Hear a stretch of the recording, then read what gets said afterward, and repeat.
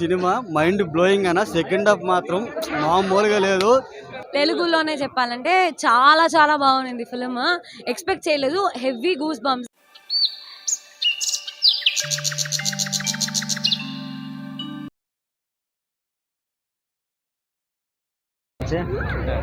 Very nice movie.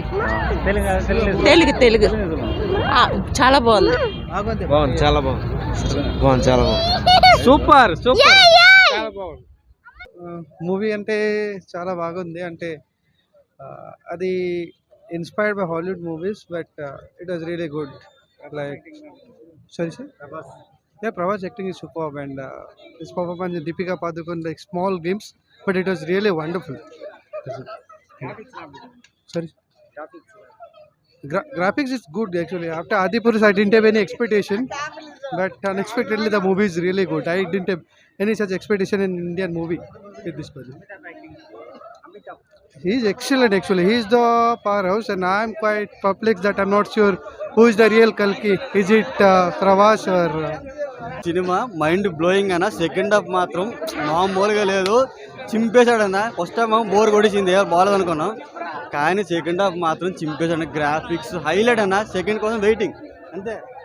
బాగుంది movie, పర్లేదు కానీ గ్రాఫిక్స్ అమేజింగ్, చాలా బాగున్నాయి. ఎక్సలెంట్గా ఉన్నాయి graphics. Movie Prabhas, Amitabh, everybody graphics excellent, amazing, Hollywood level ఉన్నాయి. తెలుగులోనే చెప్పాలంటే చాలా చాలా బాగుంది ఫిల్మ్. ఎక్స్పెక్ట్ చేయలేదు. Heavy goose bumps. Waiting for part 2. செம்மையா இருந்தது. ஒதறி தள்ளிட்டாரு. அமிதாப் பச்சன்லாம் தெறிக்க விட்டுட்டாரு. வேற லெவல்ல இருக்கு. செகண்ட் ஹாஃப் தான் வந்துட்டு ரொம்ப கூஸ் பம்ப் மூமெண்ட்ஸ் நிறைய இருந்தது. பார்ட் 2க்காக வெயிட் பண்ணிருக்கோம். மியூசிக் பிஜிஎம்லாம் செம்மையா இருந்தது. பிஜிஎம்லாம் வேற லெவல்ல இருந்தது. எல்லாமே நல்லா இருந்துச்சு. நிறைய சர்ப்ரைசஸ், நிறைய ஹீரோஸோட ఎంట్రీ வருது. సో பார்க்கலாம். చాలా బాగుంది. విజువల్స్ అన్నీ చాలా బాగున్నాయి.